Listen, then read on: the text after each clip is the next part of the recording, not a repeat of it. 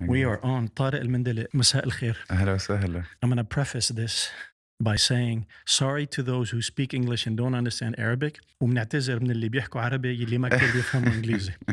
We're going to try to keep it loose. Third culture stuff. Exactly. A good problem to have, I think, Mahek. Absolutely. You are the label and artist partnerships manager at TikTok. Correct. In MENA. Correct. Big up. Correct. Big deal, يعني.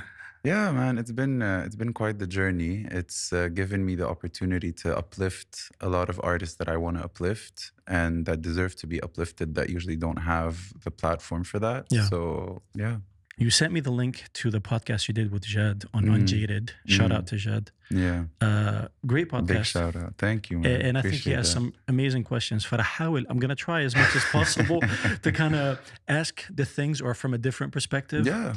بس يلي استوقفني and you started as an artist. I kind of want to dig a bit deeper into that. I know you tried to avoid that on his podcast, but I'd like to know maybe just a little more about what got you into it and kind of where you are with it, because you touched on a point that we're in today's day and age, it doesn't matter what age you are, what ethnicity you are. Absolutely. If you've got the goods and you know how to work the socials, you could pretty much knock it out of the park. Yeah.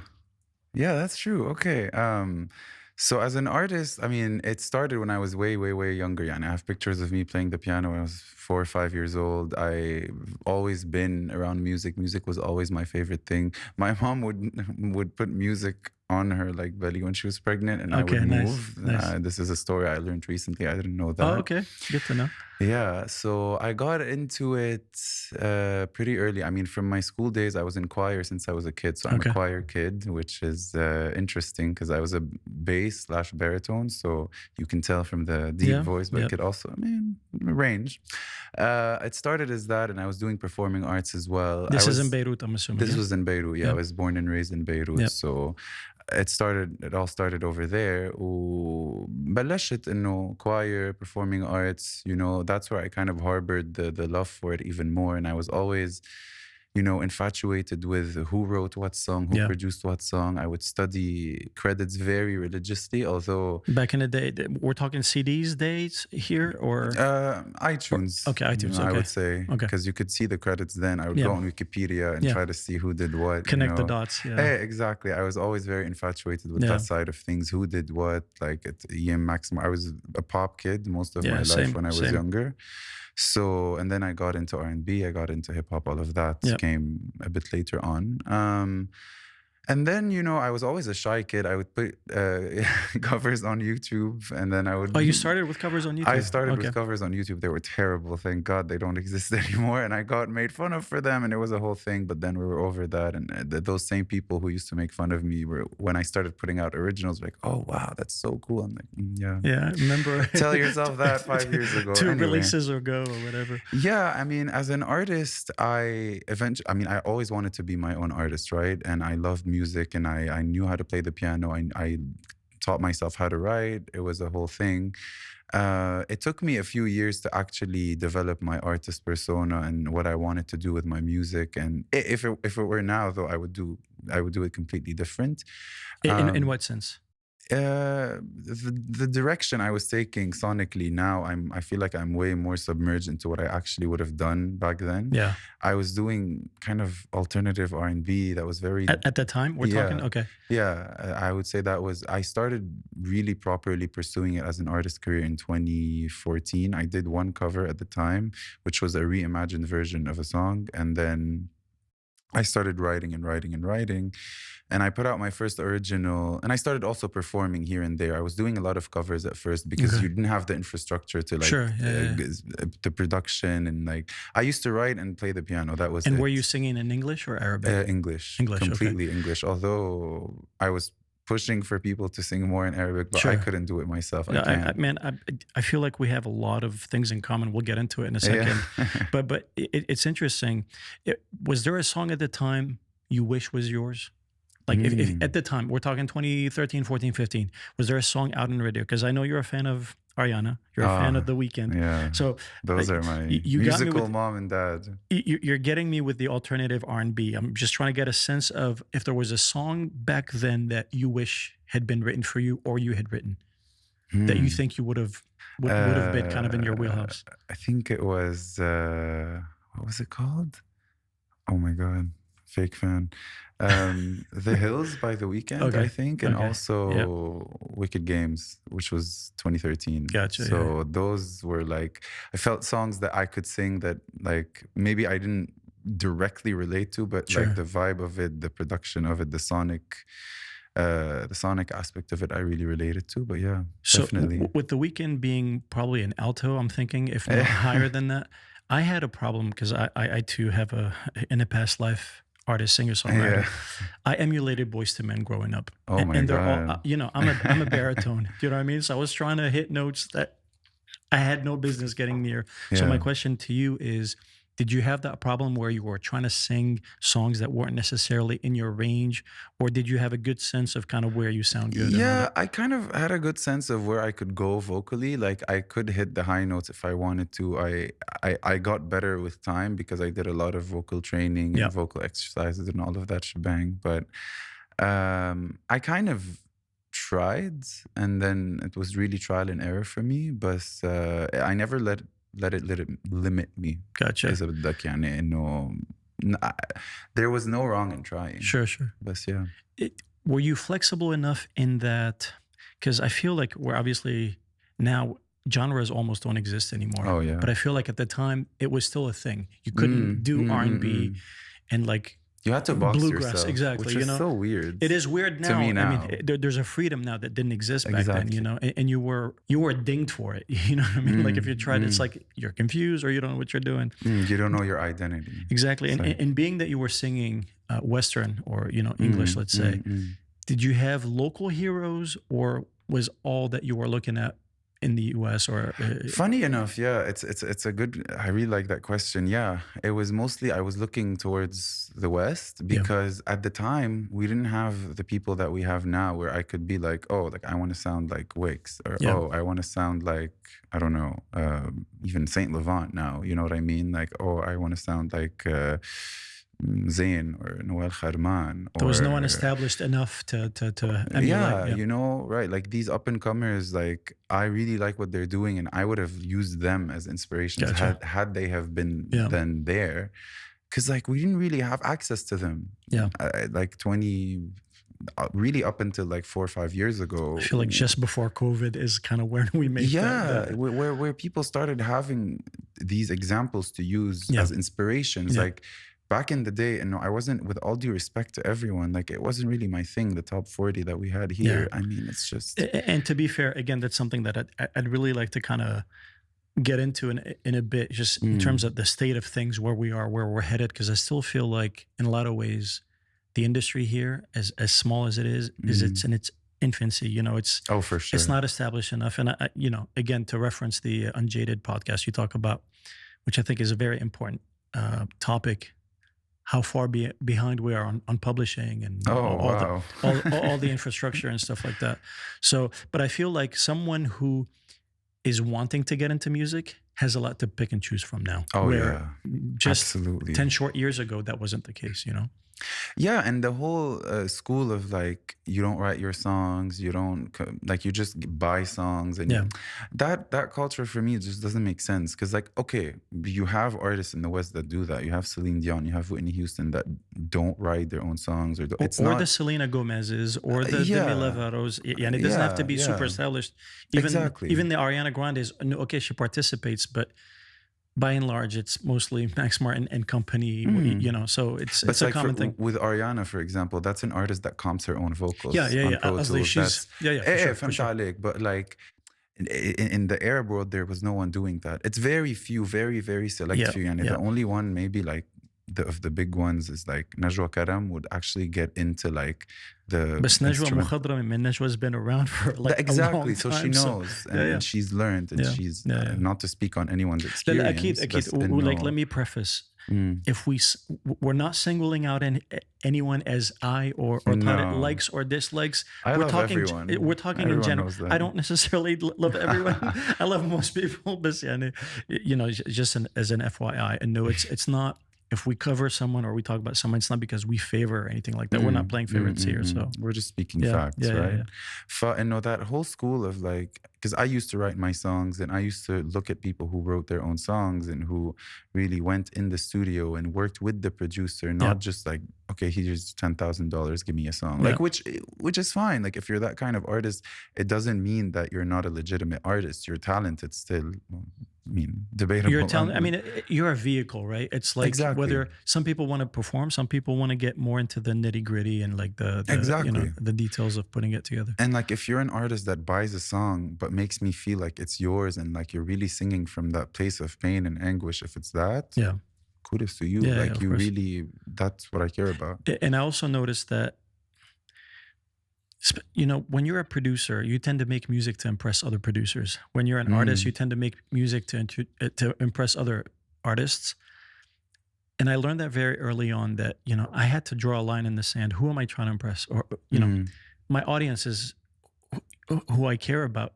A lot of people like you and I happen to be nerdy to a certain extent, to want to know who did it, because we like the craft, we like the, not everyone is into it. You know, 90% of people don't care. You know, it's like, I don't care what they did, that they went up, you know, like counter melodies or harmonies. They listen to the song as a whole, whereas we're, you know, kind of dissecting it, we're doing all that stuff. But there's no one way, right way or wrong way anyway. It just happens to be kind of your truth, or, you know, what you gravitated toward, which is very interesting. And then, so you did that. I did that. You did that. What made you kind of want to pivot from the pursuit of being an artist? Yeah. So yeah, I released 2 songs, and I was working on a lot. I was working on an EP. I was in LA, obviously. That's where I really like found the people. Can we bridge the gap of how you got to LA? From Beirut. Basically, I was fortunate enough that like I wanted to continue studying. I had finished my undergrad, BLAU. I studied business like any other kid that didn't know what they wanted to do, right? Yeah. And I worked in advertising and all of that. But then at like 22, 23, I was like, listen, if I'm not going to go try a career in music in whatever shape or form, I'm not going to ever do it. Yeah. So I went to my parents, who I'm fortunate enough that they get to support me in that sense. And not a lot of people get that. And I know how... not privilege. Well, yeah, privilege. It's a big deal. I appreciate that privilege. It's a huge, like, springboard to something better, you know? Like, I went to them and I'm like, hey, I want to study music business. They're like, no. I'm like, okay. I tried that at 18. It didn't work. Oh, you're not ready, which they're right. I'm a very emotional, attached person in terms of like, I'm very attached to family and to my country and my friends and all of that. There was no way I could have done that at 18, very transparently. So at 23, I was like, okay, listen, I made this presentation and I explained this whole program that I did at UCLA Extension. It was a music business program. I'm like, listen, like, these are the courses. This is what I'm learning. These are the career opportunities. This is like the nitty gritty of what I'm going to do. They're like, khalas, okay, so go. You know, and that's how I got there. And then I didn't know anyone there. Like, I literally just knew my roommates, who are, one of them is Aframi, who is an incredible artist. And, you know, I didn't know anything. And I just went there and I started school, and I met these producers that I work with. Their names were Garrett and Christian. They're super, super talented. And we started working, you know, like we caught a vibe, and it just, I had these songs as demos. Like at that point I had started like tinkering on Logic.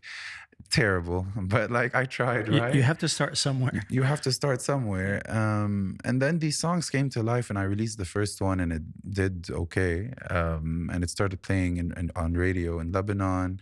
I came back that summer, the first summer, and I started performing. Like, there was Fête de la Musique, which is a huge deal. Yep. I did that. I did TV interviews, radio interviews, all of that. So I'm like, wow, I was living it, you know? Like, I did it, you know? This is while you're still in LA, but coming here to do those things, right? Yep. Exactly. This was like not even a year into it. And I had released my first single ever, and it was such a huge deal. And I did everything. And I basically applied what I was learning. That's it. So like the whole self-distributed, I assume? Shout out DistroKid.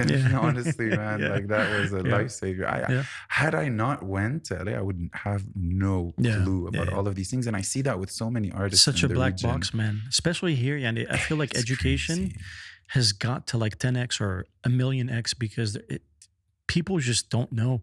And I like, some people want it so bad that they'll try anything. Yeah. And they'll find their way into it, but because they'll just get scammed. Yeah. You know, like it's so sad that some artists like don't understand what a master share is or what publishing. To be fair, there's no such thing as publishing yet. No, we were but just saying that. At least knowing, regardless of whether we're going to bridge the gap here between how it is, because every territory has functions nuances and stuff ways, like that. But understanding that stuff is so important because you know what the precedence is, you know what the baseline is. You know, I mean, one thing that baffled me in the US, you don't have something called artist royalties when a song is played on radio. Whereas in Europe, you get a lot of money from that. That's true. You know, so, but knowing to begin with what an artist royalty is versus a songwriter royalty or publisher, you know, if you're in the business, it's a business first, guys. I mean, look, it's art. But if you want to attract the attention of any labels or even, you know, expand, you have to look at it as a business. You know, it just happens to be art. It is what it is, right? So like to go back to the journey. So DistroKid, shout out DistroKid again. And I released those songs and they did well. But then, you know, like I started like getting towards the end of my program and I'm like, the reality of things is I need to get a job. I'm like, listen, I mean, I love the music business. I like the idea of managing artists or A&Ring or what have you.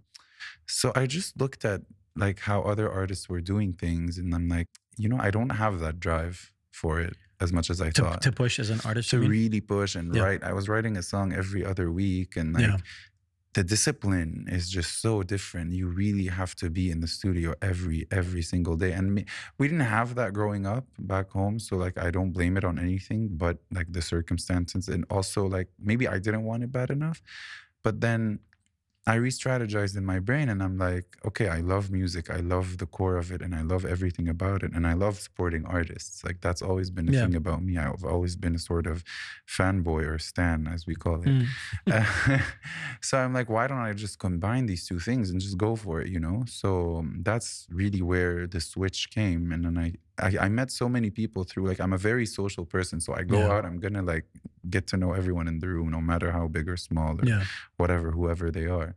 I truly believe in really, you never know. Connections is everything, man. Yeah. And it's everything. Like I've gotten so much from just really getting to know someone at an industry party, and then you never know where they're going to be, where they're going to become, where you're going to be, and how things happen, really. So I decided to make that switch, and I'm like, if it doesn't work, it doesn't work. But luckily... Were you at peace with that? Or did something kind of tug at you at the time? There was like this little like, but then, you know, like I did it. I performed here and there. My song was on the radio. I got a lot of Shazams. I got streams. Like, khalas, you know, like I did it. You tasted it. It's like I tasted a little spoon of it. And I was content with that.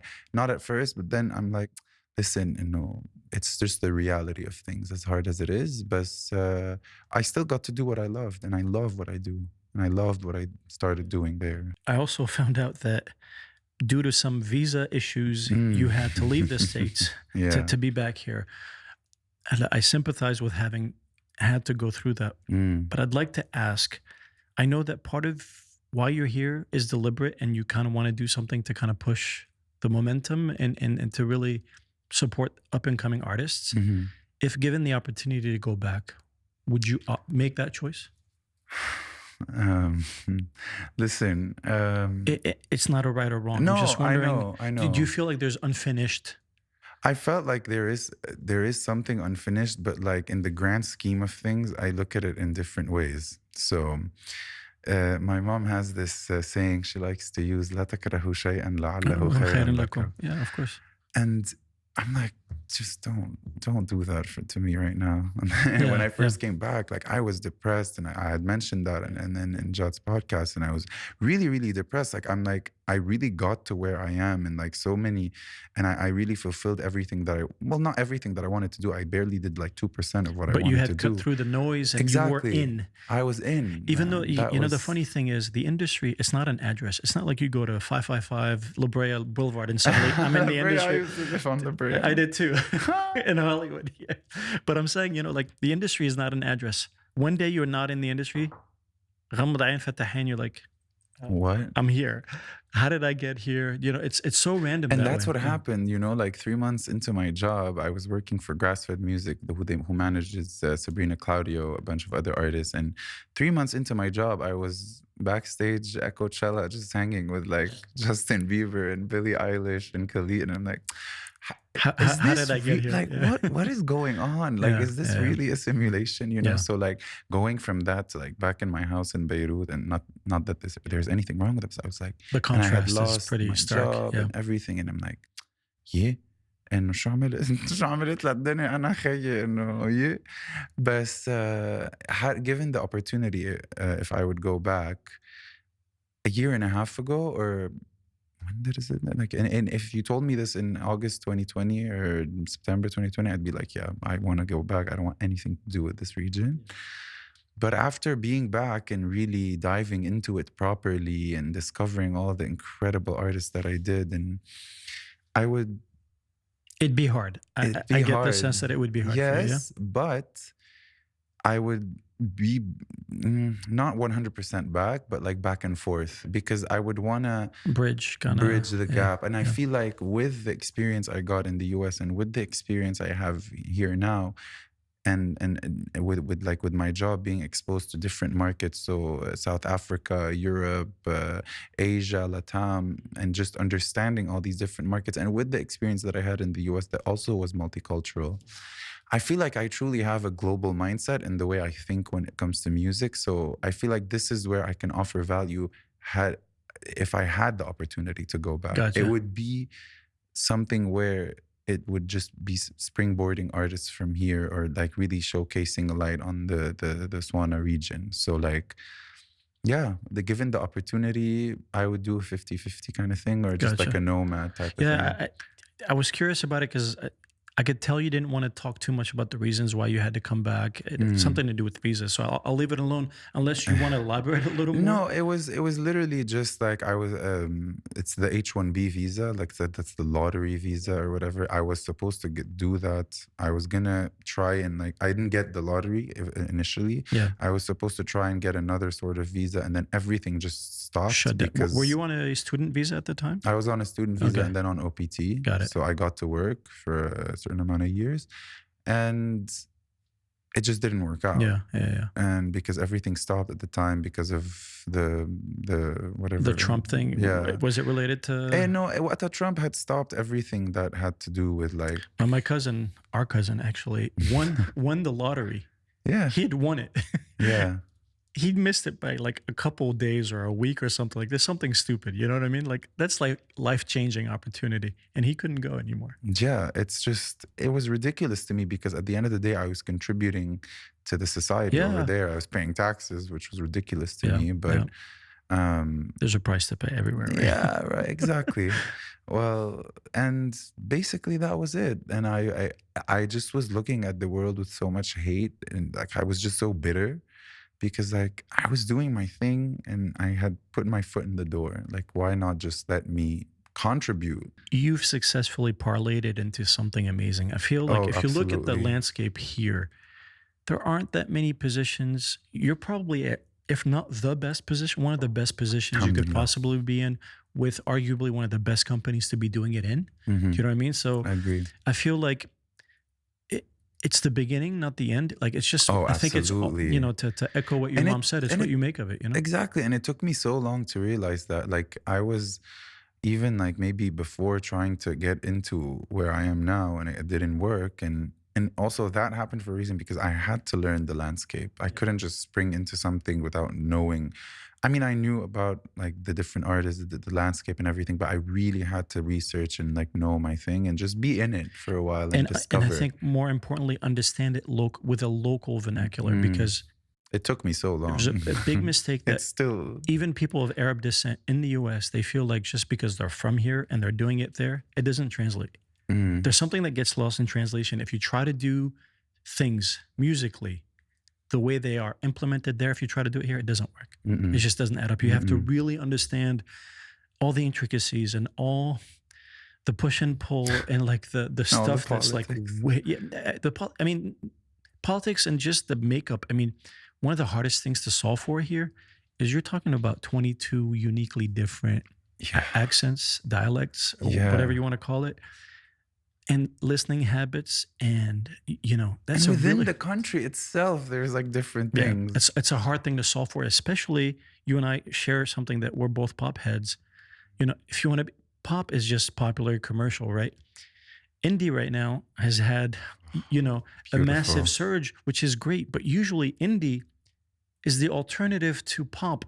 We don't have a proper pop to go indie from. You know what I mean? We're like indie. Exactly. 30 it's super it's a very interesting thing to solve for. But I think, again, I really see your position as that of a privileged one. Not to say that I think you earned it. You wouldn't be where you are had you not gone through the experiences, Yeah, absolutely. Which is great. Scanning ahead. Is there, like, if you look at a Clive Davis or say an L.A. Reid or Simon Cowell, do they now become kind of the model of where you'd like to get? Or is it a hybrid of potentially going back to the artistry and the production and the songwriting / the business? No, it's definitely that route. Like, we have Sal, who's incredible. We have Suhail Nafar, who's of course a legend. Shout out to Suhail. He's been on the podcast. Amazing guy. Man, that's big, bro. Like, I appreciate him so much. It was so funny. Like, I got in touch with him when he was still at Spotify at the time. And it was right before the pandemic hit, and I just sent him a DM, and he was just so supportive. And I was managing a bunch of artists at the time. Like, can I get on this playlist? Can I get my artist on this playlist? And he was just like, I value him so much. And then when I started my new gig, we really started working together more. And I just, whenever I want advice, just in general, I call him up, Like, he's good peeps, man. Good peeps. He's incredible, man. Like him, even Ghazi, who I haven't had that much one time with, but like people like that are people I really look up to and I learn from, because we haven't had anyone like that before. Like Sal, Ghazi, and Suhail, and a lot of others. Like, they're paving the way for the really think of all the names now. They're really paving the way for people my age and even younger now. Like when I was doing my thing and I started managing and stuff, and I hate to say that, but I mean, I got a lot of DMs about how do I get into it? How do I do it? Like, it's so cool what you're doing. And I'm like, I just really like had a great opportunity and I took it and I worked hard. That's it. But like having people like them, it gives hope to a lot of people who want, because there's so many now new managers and A&Rs and like younger people like my age and younger. It's incredible to see. It's just like we need to empower them more. And I know you still have these, and I'm gonna get into it, these managers and these label execs that just like, what are you doing, man? Like, just like, you're not a khadarji, just know how to do business properly. Like, know how to write an email, know how to properly make a phone call. You don't do deals over WhatsApp. There's a gap. There's definitely a gap, yeah. And these dinosaurs, I like to call them, they just like move. Like you're dead weight. Move. And just there's so many new people and execs and professionals that really know how to do things and really have an eye. Like, I mean, I'll shout out a few. I mean, Marek Razou, who's St. Laurent's manager and behind Abu Recordings. Like, we just got to know each other almost a year ago now, and that's like a brother to me. And like, he's incredible at what he does. That's one of them. Where is he based now? He's based in London. Okay. And Abu Recordings is just fantastic. That's a whole other conversation. But like, people like that are people really we need to empower and like, and just like really shed the light on and like listen to them when they have something to say, like these people know what they're doing. And at the end of the day, we work with the resources we have, and then whatever happens. And like for him, it's happening, it's incredible. And there's so many others. Like, I'm not مش هقعد سمي هلا الكل, بس إنه بيعرفوا حالهم and they know how much they mean to me. And I try to support everyone as much as I can with the position that I have and with whatever that, like, outside of my work, just on a personal level, like, because I've been doing it, I've done it, and I have advice to give whenever someone needs it. So that's why I tell everyone, like, if you ever need advice on anything, just text me, man, just DM me, like, I'm here, you know, like, I'll help whenever I can. So dinosaurs move away. This new generation of execs and managers, and that's who we need to shed the light on. Yeah. I agree with you 100%. I think it's so critical. Even if, look, the first person that created music had no precedence. He didn't know how to read or write music. Exactly. So, and a lot of people, I feel, get caught up in the, you have to improvise. There's when no you don't textbook. There's no textbook, but what does exist during a time that this wasn't available to me. We're talking you have access to everything with the internet now. You can almost get a hold of almost anyone. Whereas before, the industry was like this, Great Wall of China. It was the other side, it was just this unknown. It's just like, it was such a high barrier to entry. And now it's like, and there's an openness, especially here. I'm starting to sense that, which I love, because, man, ego is the enemy of everything. It's just like, we won't get into the details of that, but like that's really the enemy, whether it's your own or that of others. I like there seems to be a real camaraderie now that I'm seeing, especially locally, which I love and appreciate. Like there's collaborations between artists that you wouldn't necessarily think would happen, but it's like... What's an example you could give? That's a good question. مثلا, you and I were just recently at I was thinking about that. We're talking Doozy from Morocco and Saif Nabil from Iraq. Yeah. Regardless of how it does, that starts to open up, it bridges, the cultures that already have a lot in common. Exactly. And it's like Wigs and Grande Toto who did something, and then Marwan Musa and Stormy. Yeah. That song that song is fire. Man. It's so sick. These guys are such legends. But like, I love that they do that, even like now you have like Naomi, Perry and Blue Pfeiffer, who just had like this entire thing back in Beirut, and they're all incredible. And female rap to me is just on another level, but it's beautiful to see that, and females supporting each other, like Hatta, like Faluka, for example, who I love. She's amazing. So incredibly, like she's a really good friend by now. Like she's so supportive of everyone. Nadine Ruby, also super supportive of everybody. Shout out to them both. I love them to bits and pieces. Like all these girls, like, and these guys, these young people, like, man, they just like to support each other, and I love that. With rap, there's beef here and there, but that's just part of the genre. And some of it is manufactured, or it's just like let's play house and pretend we have hate for each other. Just to, the US has done it. It's an old trick. It's a part of the genre. Yeah, it's all good. Makes sense. I'm curious, how are you able to balance your responsibilities and duties at TikTok with managing or whatever you're able to do outside of that?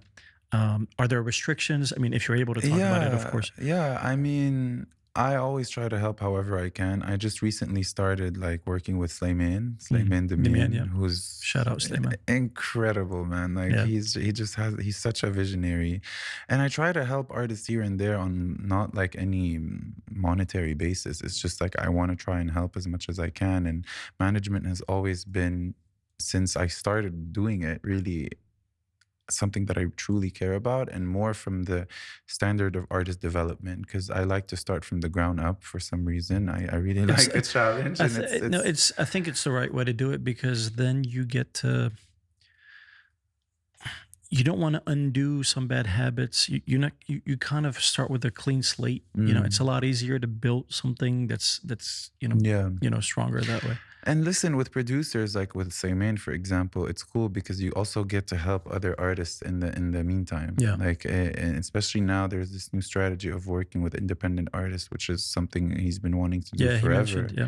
And he thought that I would be the perfect pairing for that, and I was honored, because like that's all I care about. It's really these artists that like I can help, move the needle with, like from like diaspora artists to like locals. So like you have people like Saint Laurent, Bayou, Lana Lubani, who are like, I love these people, man. Like I've tried to support them in any shape or form that I could, and I'm glad they got to where they got, and I'm glad I got there early to be able to be their champion, you know, and like they're doing incredible stuff. And whether it's artists like Talia Lahout from Lebanon, who I also like really try to push as much as I can, and like whether it's people like Zain, Wal Kharman, Dana Salah, Lunar, that's my guy. From all these different regions, you know, like, and I build friendships with them because like I really like everyone, and whenever I really want to support someone, that means I like them somehow on a personal level. It's beautiful, man. Like, to me, if I could help you get to what you want, then I've succeeded. Yeah. It's cheesy and people are going to think it's fake. Not. You're in service of others. It's clear you look, had you not been on the other side of that, you're essentially extended the arm you wish had been extended to you, whether directly or indirectly, consciously or subconsciously. It's clear that you're genuine and you want to, you know, you've tasted, you've sampled, you've seen. Because I happen to be in a somewhat similar, you know, place. عنا بالمنطقة لسه في عنا عقدة النقص إنه over there is better. And in some ways it is. In a lot of ways it is. But in a lot of ways it's not. We're every bit as talented, as good, deserving of getting if not to the highest. Exactly. And so it's not, I feel like it's that narrative, the empowerment, which is what you're doing essentially. You know, you're just saying, listen, I've seen it on the highest levels. I'm telling you, you're not that far off. Yeah. You're better in some cases. We have cases. It's just the platform or the spotlight or that helping hand. Man, you know? It's crazy when I think about it. I've seen so many artists in their bedrooms become like superstars, whether it's in real time or in just following their journey. And it's possible. You just, for people, it's up to people like us to give them whatever we can give them with nothing expected in return. Like, even outside my work, if I can help you get, like, I don't know, a gig, a shoot, a lawyer, a PR publicist, whatever, I'm gonna do it, man. Because like, one, I just love helping, and two, if it helps you get to where you're going, then I'm part of that success in the most genuine way possible. Not in I'm like, oh, look, I called them early. You know, they succeeded because no. We all succeed together, and like, if I can help you, perfect. You're getting where you want to get, and I'm glad to be a part of that genuinely. Yeah. Are you aware of any initiatives to kind of get us caught up with the rest of the world when it comes to either publishing or a governing body when it comes to like, where are we at? I mean, what do you know about where we are when it comes to that? I have no idea, if I'm being real with you. I know the IFPI is trying to do a lot of things, and shout out to Rawan, who's incredible. But like, I think things should be coming. Like, I know a lot of people are trying to do different things, but there's nothing concrete yet, really. Where do you see the bottleneck being? Where's the resistance or the... It's the big guys. The dinosaurs still? Yeah. Okay.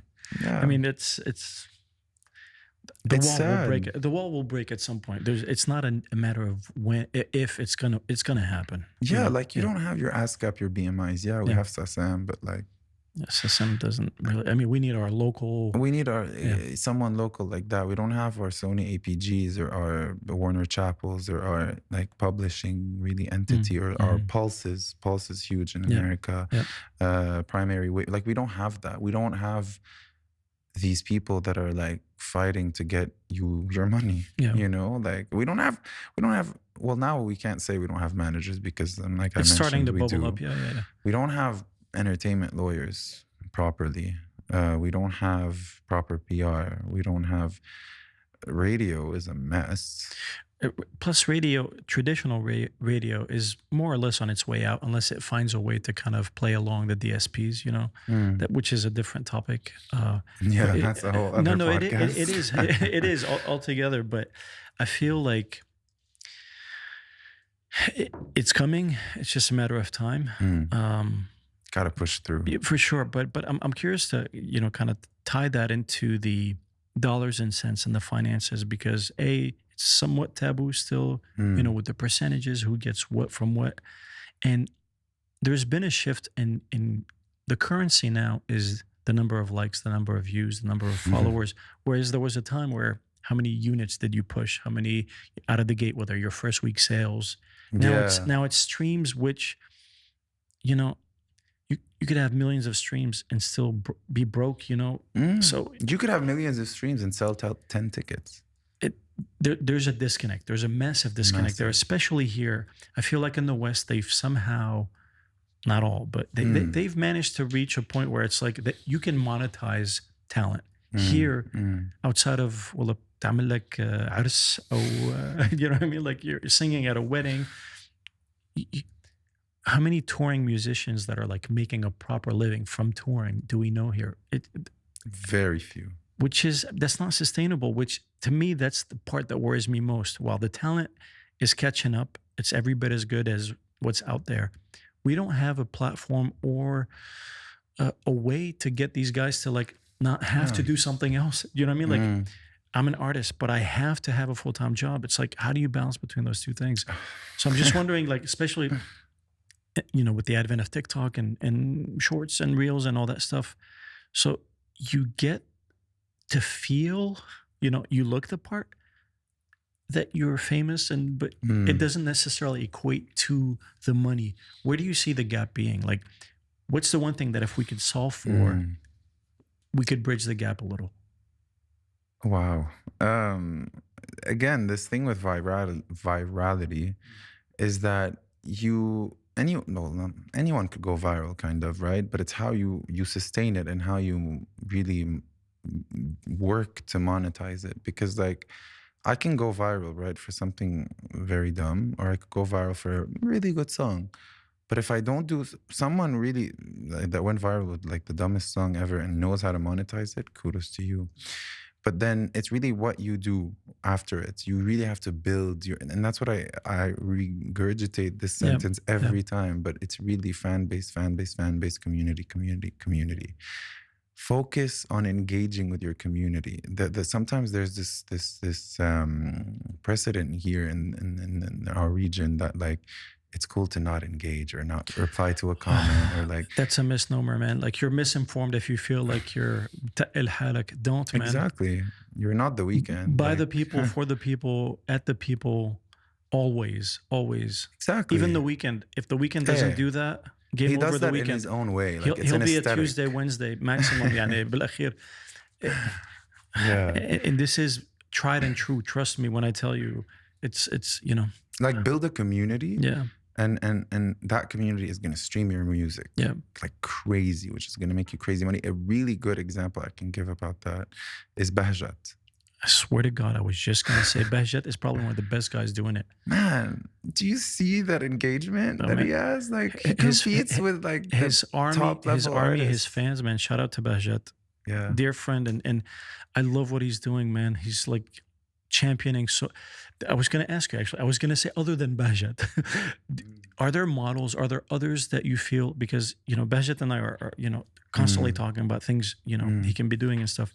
Do you know anybody else that's kind of on the way to doing it well or doing it well from artists that you're interacting with? Lunar. Yeah. He's fantastic at doing that. He's based abroad though, right? In Jordan. Oh, he's in Jordan. Okay, why did I think he was in the States? He was in the States with Suhail and everyone. He was on a writing trip. And Gotcha.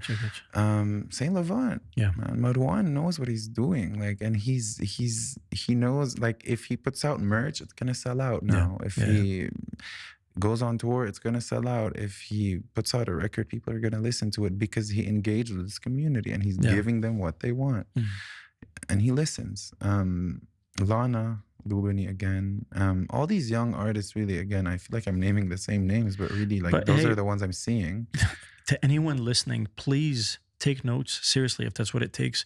Because while a blueprint or a clear blueprint doesn't exist, these are the beginnings of a blueprint. And when you look back, when you peel back and say, how did we get here? Because we're going to get here whenever we do.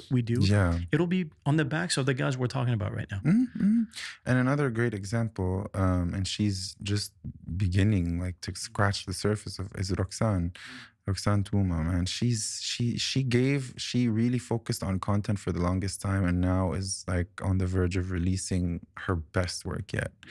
I've listened to that stuff, and it's crazy. Like, she knows how to engage with her community. She knows how to talk to them, how to like stylize things for them. It's really knowing your audience. When you know your audience, you engage with them, and you go full speed ahead on that. Man, they're the ones that are going to buy the tickets. They're the ones that are going to stream them. Who else? That's why I tell artists, don't be so focused on getting playlists or getting, I don't know, even TikTok support or anything, editorial or looks. Like, these are just looks. They're nice. They complement. It's the difference between being the part and looking the part. Exactly. I feel like more people care about looking the part. You want to be both. Look, you don't want to look the part or be the part. You want to live the part. And and then oscillate between the two. Exactly. Like, you could be the cover of today's top hits. I'm saying anything, or you could be the cover of any other playlist, or you could be on the cover of Esquire or GQ. But if there's no one to engage with on that, or if it's not translating to streams, why do you care so much? Push as much as you can. You have the tools that are right in front of you to engage with an audience and create an audience. Khalas, like, okay, chasing these things is good when you have both, when you're doing both. But if you're solely focused on like, how am I going to get this? How am I going to get this look? Khalas, just focus on fans.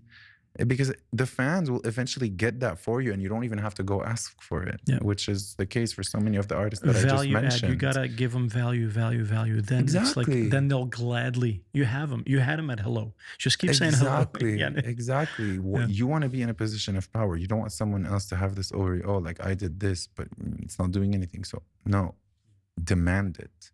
You know what I mean? And you demand it with a strong audience. Yeah. With the advent of TikTok, obviously, I've used this example quite a few times in recent months. The Lizzo, About Damn Time, where it's not the chorus. The song the initial push for the song didn't yield the results.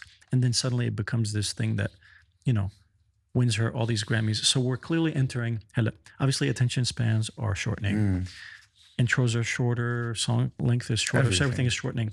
So which plays right into, the short form content, be it TikTok or what have you. How much of that narrative goes into what you tell the artists that you work with, just in terms of when it comes to the format of the song and, what they pay attention to and all that stuff? Or does that factor? I generally don't try to meddle with the music. Like, if they're on a personal level asking me about, like, what do you think of the song, or what do you think I should release first? What would work for this? What would work for that? I'd give my opinion. But I wouldn't give an opinion based on, not data, but based on like precedence. If I were to put it that way, because not, like, just because someone did it one way doesn't mean like follow that. You'll please get that. Don't do that. That's the corniest stuff ever. But like, I try to just really, from my experience with like the A&Ring that I've done, and with like the clients that I've worked with on a management standpoint, I give my opinion and my musical opinion as me, like as my preference. Not as the end all be all. It's one opinion based on someone who's done 1, 2, 3. It's not exactly. And then you do whatever you want to do. Like, do not ever base your creative process on what someone tells you. You just retroactively fit whatever you can, and whatever you think you interpret from what they're saying. So like, is there a formula or a playbook of sorts that will not necessarily get you there, but will increase the odds and stack them in your favor? Yeah. What does that look like for you? I mean, nowadays it's really teasing a song has become such a thing again. I feel like that used to be a thing years ago, and then you just dropped. But then now it's back, because once you tease a song and it somehow relates to someone, they're going to want it, and they're going to want it bad. So I think that could be a factor to success, but then doing it the corny way just beats the purpose. But doing it just to do it is not good. Like, if you think there is merit in doing it, and you think people are going to relate to it, prematurely before it's out. And if you want to test out a few different ones to see what people respond well to, you have that option now. But to say there's a formula, لا ما بحس لأنه there's never a form. Like the songs you would least expect to ever go viral, and then the songs you expect to go viral don't, and then vice versa. If you had to, again, we're not trying to say, guys, here's the magic spoon. There's there will never be. There's no magic spoon. If there was, it would be boring, I think. Out of Kiev, and as consistent as Max Martin is, who happens to be my favorite producer, he himself doesn't have it. I mean, he's been right a lot, but if he knew, he's had more misses than he's had hits. He just happens to have a lot of hits. 39 number ones or whatever it is. It's a lot. So how many songs has he done? A lot, a ton more. Probably over 1,000. Yeah, I mean the guy is a monster when it comes to that. But the reason I'm talking about that is there's something, regardless of taste. We can't say one thing is better than another because you like salty, I like sweet, he likes sour, she likes a bit of both. Does quality, does how good a song is that a factor anymore? Because it feels like it almost doesn't matter whether the song is good or not. So I'm just wondering where you sit on that. Yeah, I don't think there's a good or bad song. If it's relatable to someone, it's good. Even if it's like the Friday song. And to me, that's a good song. That's a good pop song. Yeah. Like it did what it was meant to do. And to me, personally, if a song is good just on the piano as it is over... If you strip down all the bells and whistles, then that's a good song. Yeah. And if people are really... A hit to me is when you can really sing a song in your head after hearing it once as a hit. Like it could be a good song, just not a hit in my opinion. The earworms, the basically almost every song Max Martin's written. Almost. Crazy. Yeah. Every song you could play on the piano if it sounds beautiful. It's crazy. Even if it's like I don't know about the randomest thing ever, or if it's like super raunchy and you play it on the piano and it's like the most beautiful thing you've ever heard and you would never expect it. Yeah. Crazy guy. Crazy. Random question. Are you a music first or lyrics first or both? Lyrics first. Oh, you're a lyrics first. Interesting. Oh my God. I analyzed this shit out of lyrics. Okay. What are some good like lyricists that you're just... Freddie Mercury. That's like the king of lyrics to me, but that's like a typical answer. But like a good writer, I think. In recent times, let's just say in the past 5 years. In the past 5 years or whatever, 10, 15, Taylor Swift, man. Like as much as people hate on her, like she knows how to write a song. Yeah. People have this misconception sometimes in the general public, like it has to be philosophical and no. It's really about relating to conversational, telling a story, a narrative, and just good melody. That's it. And she does that every single time. And maybe not every single time, but she does it clearly. Well. She has a track record, man. Like her, Adele. Bruno Mars, man, crazy songwriter. I really like Leon Lahavis. She's a incredible R&B artist. And whether it's rappers like Kendrick, like J. Cole, like, I don't know, there's so many, but like these people just know how to write a song. And then Nicki Minaj, to me, greatest female writer of all time. Like, of recent times at least, in terms of rap. There's a bunch I could name, but I mean, a good writer doesn't mean like SAT words. No, it's not. It's not about that. It's got to land. It's got to connect with the people on the other. The reason I ask is obviously, Max is definitely a melodies. He thinks melody first. To him, lyrics are there to be in service of the melody. Yeah. Which there's no right or wrong. I was just wondering, where you For me, it's lyrics, man. I'm just a very emotional person. So in your process, do you write lyrics first, then you set that to music? Not the other way around. Have you tried the other way around? Sometimes, I mean, I would find a beat on YouTube and I would just write to it. But like most of the time, I write and hum melodies in my head. Well, at the time when I used to do it, but definitely lyrics first. 80% of the time. Where do you find inspiration, or if you get in a rut creatively, regardless of whether you're still doing that, just in general, day to day, you know, when you get blocked, what kind of gets you unblocked? In terms of like if I'm trying to write a song or give good advice, be good at what you do, you know, what gets you out of your head when you're just too much in your... If it's writing a song, I used to just call up my friends and like, tell me about your problems. And I would just get inspired from that and write a song from that. But nowadays, just going on a walk, just doing yoga, meditating, listening to music, listening to super like chill, like super chill music, ballads, get me thinking, get me recentered. Yeah. What's your take on AI and the impact it's beginning to have either on music or content creation? Or I see you smiling. I don't know yet. I don't have a definite opinion. It scares me at times. What scares you about it? It's like, why are you trying to negate like the tact of things, you know? Like in a sense, my friends are weird. Like they call me Gen Z sometimes when I'm clearly a millennial. Like I'm born in 94, right? But then I feel like I'm a millennial. So I'm kind of in between. So I'm like, it's a weird place to be in. Yeah. I was born in a weird time, and then it's like a specific number of years for millennials where there's this like, okay, I relate to this, but I also relate to you that. were cooked enough here, and right? Yeah, because I had Walkmans and I had cassettes and I had that, but I also had an iPod, a phone, a streaming platform, MP3s, and I had it all, right? But to me, AI, I mean, it's still to be TBC, to be confirmed. But like, it scares me just because like I don't want people to stop writing songs. I don't want something to write a song for me. What do you mean? Like, it's not the same. Although people try, like the AI proponents are, oh no, don't be like, no. Like I love music so much that I don't want it to be a robot doing it for people. Here's a question for you. Name 3 to 5 Max Martin songs that you're like are amazing. Baby One More Time.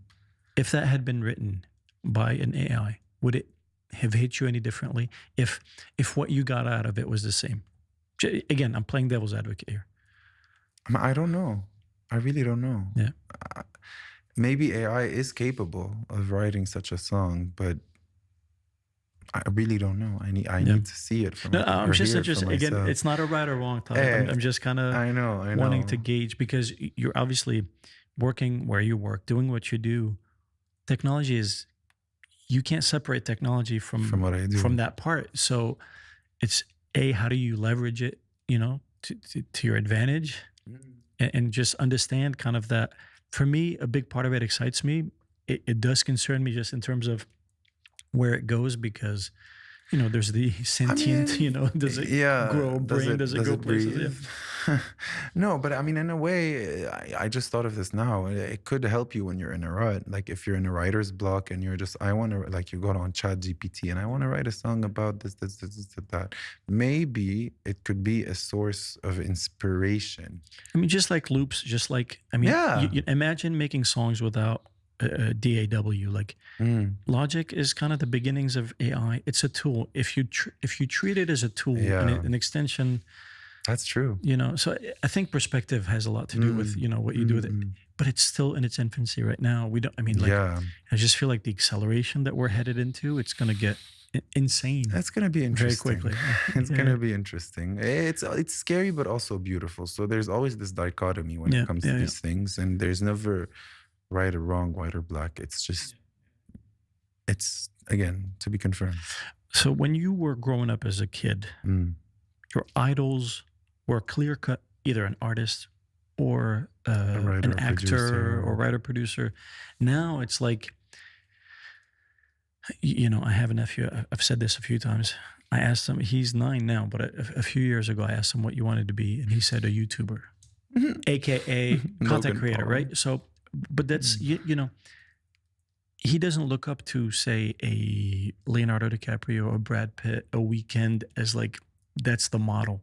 So now clearly I feel like, do you feel like the artist still has that impact on an up and coming, you know, whether a she, he, what have you, or being a content creator or celebrity? Being a celebrity today no longer just means being a singer or an actor. Or someone with talent. Or something with talent. I kind of want to dive deeper on that. What's your take on the state of that as it relates to inspiring those that may want to emulate that? Listen, I mean, to me, a content creator is an entertainer. An entertainer is a celebrity because acting falls under entertainment. As does singing, as does writing, as does exactly. What have you. So if you're able to entertain an audience, even if the content is not the best content, I mean, that's still talent, right? But it's, to me, you need to have something of value to say, whether it's, if you're trying to be a YouTuber, a TikToker, whatever, what have you, all of that. If you have something to say and you have a message, good for you. Like, yeah, I still think that's fine if people want to look up to these people, because depending, you have, oh God, no, I'm not going to name that name because it's like a whole thing right now. But it really depends on context. Yeah. Like, it's like anything. Like, you could have a singer that's like terrible, like sending all the wrong messages, and people look up to him. So it's the same thing, you know, like whether it's like people like 6ix9ine who are super controversial as a rapper, and some kids look up to him. But some kids look up to someone like, I don't know, Noor Stars, for example. But she's doing really cool stuff, and she's helping communities, and she's doing stuff. So again, it's not a one size fits all type of thing. No, I understand. What is the one thing you wish more artists paid more attention to in the region? Their craft. Just get better at what you do. Just don't expect things to come to you. Go grab them by, you know what I mean? Just go grab that opportunity and just keep working on your craft constantly. No matter how good you think you are, you can always get better. And I've learned this from my days in the US, because I see how much I had an artist. It's next level, man. It's next level. It's insane. I had an artist, Gavin Haley, who was in the studio every single day, writing and completing a song from start to finish every day, or every other day. That's an exaggeration, but like if we had, like, we worked on 2 EPs together, and we had probably like 40, 50 songs to choose from for each one. Imagine, maybe not complete, but then you'd narrow down and complete them. So that's how you do. Like, that's how you get your best work. That's really. how I almost anyone that asks me, that's the one thing I tell them: write. Don't release, but have an arsenal. Like 20. Have 20 to pick from, instead of being like, look, to be 6 for 6 or 1 for 1 or 2 for 2, man, even the pros don't have that, you know? So it's look at the, you know, Ed Sheeran, he's talked about it ad nauseum, you know, just in terms of 10,000 hours. The 10,000 or the faucet, you know, the bad water first until you get the good water. You know, I mean, Homeboy's written thousands of songs. You know, his hit rate gets better, obviously, but that's insane. You know, look, don't get complacent. Don't get comfortable. Yeah. I've gotten comfortable so many times. Comfortable feels good. Oh yeah. It feels good. That's the best. But like, the more you can combat that, you know, it's there to serve you, you know. I mean, it's good to be comfortable once in a while. You don't want to overwhelm yourself. At the end of the day, there's mental health at play. But if you expect every song you write to be not a hit, but like a success, it's not going to be the case. How do you measure success today? What does that look like to you? Is that a number of streams, number of shares, you know, its impact on... I ask myself that a lot. I don't think there's one metric to success. I think it's different things here and there. To me, success means a bunch of things. So not selling out a show, but like having people show up for you, whether it's being able to 5 pull a crowd, or 1,000. You're able to take a crowd with you places. Exactly. If you have people wanting to listen to what you have to say, both on the like streaming side or on the live side. Whether, I mean, streams and stuff, I mean, it is an indicator. It's not, I mean, it's not the only. Yeah. It's relatable. What's the word? It's relative, right? To where you are now. Really, if you're able to touch people and they engage with you and you engage with them and you have good amount of streams and you're able to pull a crowd, that's it. And it's relative. Like whether you're someone with 500 followers and you're able to get 100 people to come to your show, or you stream 5,000 streams, good for you. That's success to me. But just keep raising the bar. Like if you have a success, just keep striving for more, next level. Because again, success sometimes gets you comfortable. But sometimes most of the time you should consider success as another challenge, because like if you hit a milestone, it should be fuel to want to hit the next one and then the next one and then the next one. There's always milestones to hit. That's why I hate people who call themselves professionals. Yeah, at what point do you become a professional? Yeah. There's no such thing as an expert. You could be good at something, yeah, but you just keep getting better and better and better. Yeah. You're just good at it. Yeah, good for you. Yeah. But to call yourself an expert, that's when you limit your success to me. Me. On the subject of being local and kind of winning the local battle first before you expand, how important is it for those who are from this region? In your case, you wanted to sing in English. You sang in English. How important is it to be local? Like sing like the people you want to sing to. And it clearly, there's a whole generation that speaks a mixture of both. 2 or 3 languages. So singing to that, they say, يعني بيحكوا عربي شوي وبدخلوا لك literally هون وديجا هون وقصص. That's me. Exactly. بس قصدي we're not all there yet. Yeah. We're not all there. We're a big minority. Lebanon makes sense because of its, I mean, we're not going to get into politics, but قصدي, the connection to France, the connection to the West, and a huge portion of Lebanese live abroad. So there's a lot of connection. Big whereas diaspora.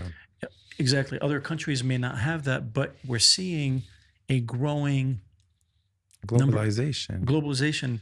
Do you think we're missing out? Do you think more artists should be focusing on localizing, winning that local first round first before they expand? Like, from what I've seen, the options are limitless. Like you have the Bayous, the Saint Levants, you have Noel Kharman, Zain, but then again, these names are different. They work differently. Because there's not one, again, like if you want to try and dabble in different languages and that's your thing and you genuinely think it is, do it, right? But if it's forced, then don't do it. Like, I don't think there's such a thing as winning. I mean, it's good to focus on where you're strong, yes, but like eventually you have to just break that and try new things to be able to go to different markets. Like an example of that right now is this Moroccan rapper called Cousin. He has this song Love that is just it's amazing. It's amazing, right? He's Moroccan. He lived his entire life in Morocco. The song, I mean, it's Arabic, Moroccan, but also French. على Maroc, very much a part of the francophone, No, exactly. So people in France related to it. It's on number 8 or 5 on Viral 50, Netherlands. Yeah. Netherlands. They have a healthy North African exactly demographic too, yeah. But when you're going to reach the people you're going to reach, I think just do whatever feels right. And like, just again, emphasis on whatever feels right. مش لأنه X did a trilingual banger that's going to work for you. But if you feel like you want to dabble in it and you have the skill, then do it. And I mentioned that, I'll tell you why, because I feel like it limits the pool of audience. And if you're looking at, have we crossed 400 million Middle East? Maybe. لنقول تقريبا approximately 400 million. Egypt has 100 million alone. Exactly. In Egypt, I'm sure that, an artist like Lunar or Zayn or their local Faluka or the local equivalent, how many actually think and talk that way? Out of 100 million, 5 million مثلا? Would you be alienating about a potential 60 million more by not? عرفت كيف؟ يعني I agree with you when it comes to if it's you, if it's an extension of you, I get it. But I feel like you may be well served in trying to say, I need to speak their language, because you need an audience. بالأخير, especially maybe this applies more to pop than say someone who wants to do their thing. Like you have instances like ريم السواس and سارة زكريا أكبر غلطة بحياتي. That's super local. That's what I love about it. شو أكبر غلطة بحياتي عليت واحد واطي بس عن جد if you really think about that sentence أكبر غلطة بحياتي عليت واحد واطي. Everyone relates to that. Everyone's done that. And that's what I tell people. I'm like, and it's shabi music, but like anyone I know, anyone relate, from whatever background is singing that song and knows about it. If I utter that sentence, they're going to continue. They'll finish the sentence. They're gonna, it's a banger. Like that song is a great song. Some people, those who are like too sophisticated to be bothered. Exactly. But, no, it's cool. And I really dig what she's doing, because she clearly is talking the language of the mainstream and the majority, because we as third culture kids are the minority, whether we like it or not. But there is a big minority. There is, and it's growing, and it's growing because astronomically, because of TikTok, because of the internet, because of all that stuff. So we're more open that way, but we're leaving a lot of unserved people that want to feel that connection. And like exactly. And I think songs like the one I just mentioned kind of marry the two, because part of third culture and Frenchies and people who speak in English or whatnot know it. But it'd be interesting to see how we can really bridge the gap. Localize it. And I'm a big proponent of localizing it. And it speaks to what you're saying. Just, you got to do you بالأخير. But spend the effort, dig deeper to... You're missing out on a much bigger audience. Yeah. Again, not by manufacturing it, but just trying. Yeah. You know, it's crazy. These two are like, I was like, Slayman always tells me that. He's like, but you like this because, you know, you appreciate music and you really know it and you study it and you did.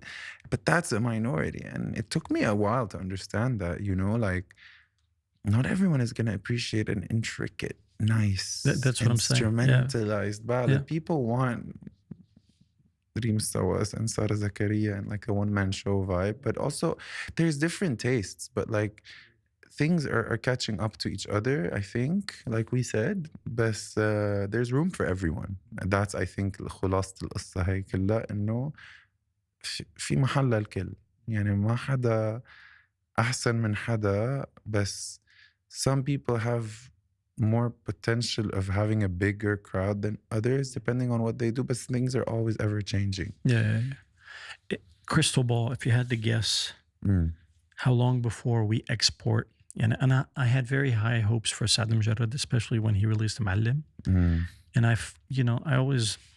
I maintain we need about 30 Muallim, 30 songs that have that kind of an impact on a pan-Arab platform before it starts to be Despacito. You bring in the Justin Bieber. مثلا Miriam Faris with Tukutaka مثلا is an example, regardless of whether it landed or not. You know, that's a great song. But like, how far off do you think we are from having that? يعني مثلا we have the model, يعني Ricky Martin, Shakira, Maluma. They blew up locally. But قصدي, they have a huge Latin market that they tapped into before. And mind you, there's, you know, the Latin community in the US is a big, or by numbers, is a big one now. So it makes sense. Arabs. So are the Arabs. I mean, they're getting there, but they're not nearly. Procreate. يلا get busy. Exactly. فعم بسأل إنه, is that what it looks like? We don't know what it looks like exactly, but do you think that that's what it's going to take before? Because clearly, and you've mentioned it before, there's a lot of talk about externally, predicting that the next big boom is from this part of the world. That's all good and all on paper. But where is it? We're not as close as some people might think. And a lot more things have to be in place. It might be a one-off. It's not sustainable, I don't think yet. I'm just wondering, seeing Isam where did it, right? But like, but it wasn't maybe the Arabic. بغض النظر حتى عصام, and this is not directed at him as a person, it almost felt accidental, almost. Almost. And I remember, but he knew how to build an audience. He was smart about it. And kudos for him. Again, I give him credit where credit is due, but look at Somebody I Used to Know. Do you remember the song? Oh yeah. It's almost a curse. Look at Abu 3 دقات. I was hoping for 4 دقات, 5 دقات, 6 دقات, but where is it? It's almost a curse to have a song be that successful right off the bat. And I hope Isam has much more in him. But these one-offs aren't enough is what I'm trying to say. I'm just wondering if you feel like I think we're closer than ever. Okay. That I agree with.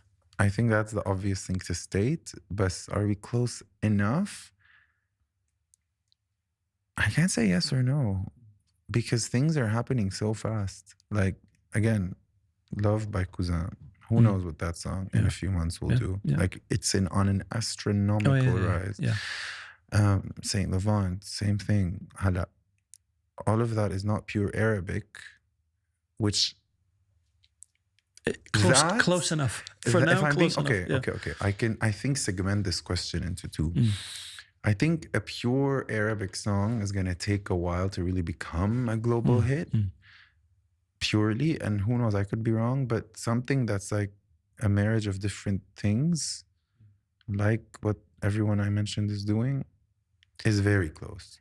I agree with you. And so here's the thing.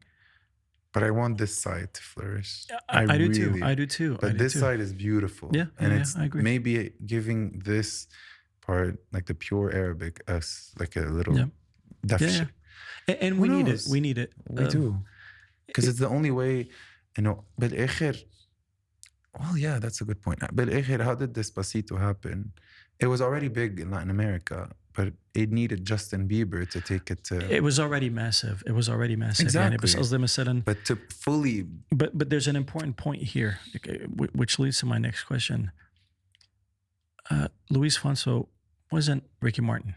Here's a question. Had Ricky Martin done Despacito, would Despacito have been as big as it is? And the reason, here's how I'll tie into my question. Does it need to be an already established artist to be the vehicle, or could it be someone we've never heard of? Not never heard of, but for all intents and purposes. And for me, Luis Fonso, before that song, I didn't know him. عرفت كيف؟ and mind you, مارق علي كتير قصص. I'm no stranger to the industry. Me too. ما خص, it's not about that. بس قصدي, it came out of nowhere. Came out of nowhere. هلا mind you, timing has a lot to do with it. The technological advances, maybe if TikTok hadn't been around, or whatever platforms helped propel that song, or the accessibility to a Justin, Justin I think was in Colombia or wherever he heard it, he's like, I want to get on that. You know what I mean? It's like, those are the things you can't manufacture. My question is, the reason I had hopes in Saad Mjarrad is because he has more charisma, he's more, he's paid the dues. Yeah, he's worked hard regardless of everything else. Yeah, besides the homeboy is ready, and he looks the part, he is the part, he sounds the part, etc. If we're going to talk strictly from a outside proficiency, the mess that is exactly his personal life, because unacceptable. Proficiency wise, he's on a league all his own. There aren't that many people that have it that figured out. But Muhammad Ramadan, though, he had it. No, not Saad Mjarrad level. Yeah. Homeboy can't dance. He barely can rap. He barely can hold a tune. Regardless, I'm not knocking him, by the way. I know. This is not a knock. And again, not that you need to be a Saad Mjarrad to do it. But if you look at historically someone who's good enough, مثلا Christina Aguilera is Christina. You can't compare مثلا Ariana to someone who can't sing like Ariana. It's unfair. It's not to say one is better than the other. فاللي عم بحاول لك انه I feel like with a Saad Mjarrad or someone who is as ready, you were a lot more likely to potentially have that happen. Now it kind of leaves it to, does it take someone that we haven't heard? And مثلا it could be a Lunar, it could be a Saint Laurent, it could be a Zayn, it could be anyone. Eliana playing her Coachella, like, yeah, that's massive. That's a huge thing. That's my girl. I love her. You know, I think, yeah, I mean, the point you made about if Ricky Martin had done that song. They're both from Puerto Rico. He's much bigger. Maybe not. I think what I'm saying. The appeal of it was that it was someone that wasn't really known, and ended up getting a monster feature on it, and it just blew out the stratosphere. But I think it's going to be someone new or someone up and coming, really. I hope so. Regardless, I'll take it. I'll take it on this side or that side. You know, it's exactly like the possibilities are endless. I think the past 2 years in the industry here have shown that really you never know who's next. Never. Yeah. You can catch it early, and I've been blessed enough to find people early. But أنا برجع وبأكد we still have a few things to work out before we get there. We need an infrastructure to begin with. Yeah. And because look, you could be hot today, and then in 3 years you just, how the hell are you going to keep the lights on? And if you're living at mom and dad's between the 17 to 24, and then suddenly you know you're still big in it. Look, we've all been there. Yeah. But at what point do you get to like, okay, can I sustain myself doing music and not having a job? Is my career over as I mean, that's tough as it is outside everywhere else. Of course. So imagine how it is here. And then with the whole لا بدك تكون حكيم, لا بدك تكون the taboos, the big three. Doctor, lawyer, and the third engineer. one? Engineer. It's a big one. Bash Muhandis. Oh yeah. Oh my God, what a legend. What taboos do you think were it's time to just like? I think there's a lot of different things. There's letting men express themselves. They want to express themselves. Like there's, I don't know, like people are doing it way more now. Like the outfits Wiggs wears, amazing. The outfits, a lot of different people like him wear, like more daring, more just let envelope people pushing. Let people express themselves the way they want to. I think the way it feels more authentic to them, and this myth that music doesn't feed. I mean, let them try. Give them the tools that they need at a young age. Put them in singing lessons. Put them in production. Put them in روح لعب فوتبول, روح عمل everything else. But like, if they're interested into art, I think parents nowadays, I think, are more lenient on that. But let children explore their artistic side from the get-go and give them the tools to get good at it. Because who knows? You have superstar producers at 14 in the US now who know how to just build a song from scratch. Let people in this region explore that. I think it's really giving them, had I had maybe the know-how or the tools or way earlier on, who knows? Who's right? to say? Like, Yeah. I mean, I think that's the most important thing. It's really starting really, really young. Let children express their artistic like talents or whatever, and explore them and build them. Because it takes a lot. Like all these big superstars that we have outside, like in the West now, have been working since they were 4 or 5 years old. You know, look at Justin Bieber. I mean, there are so many examples. Disney, the Nickelodeon, Star Search, all of these things, like, or just being on a TV show or doing theater. That's like, it's so segmented here and it's so sporadic. You know, we don't have. It all goes back to infrastructure. It's so. There's so many little bubbles, you know, it's hard to appeal. You're like leaving your bubble to go appeal to another bubble. It's difficult. And then you have incompetent labels sometimes that just like put these artists in like the weirdest deals ever, and they get demotivated and depressed and they stop and they, You know, like that's what we say, but we need an infrastructure by people who know what the hell they're doing, you know? And stop like the old ways of this. I mean, I'm way too new in the industry here to even know of everything, but from what I know, like, come on, guys, it's outdated. Oh yeah, way. Speak their language. Yeah. And then be fair with what you're doing. Stop trying to, there's barely enough money in it as it is, and you're trying to rip people off. Yeah. Like, what? On the issue of mental health, do you think there's enough of an awareness? Where are we on that? Should we be doing more? How can we be doing more? We should always be doing more, I think. It's definitely way better than it ever was.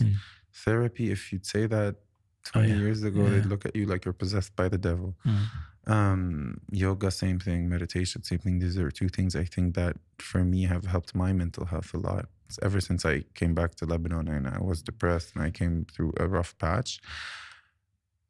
And seeing a therapist, man, it's part of life, really. Like, you need someone impartial that you can talk to your problems about. And like, if you talk to God and that's your thing, good for you, right? That's a form of therapy as well. And I respect it a lot.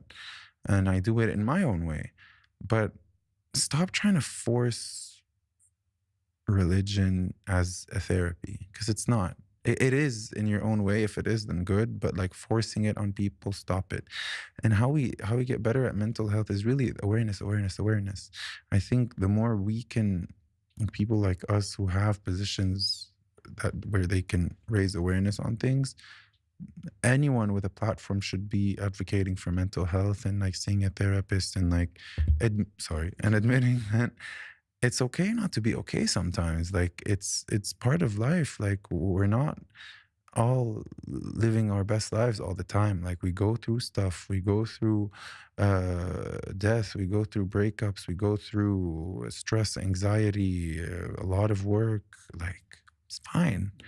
Really just awareness. But I think we're in a much better place than we've ever been in this region, because there's still a lot of work to do, just like everything else. Yeah, it almost feels like it's that way in everything. Yeah.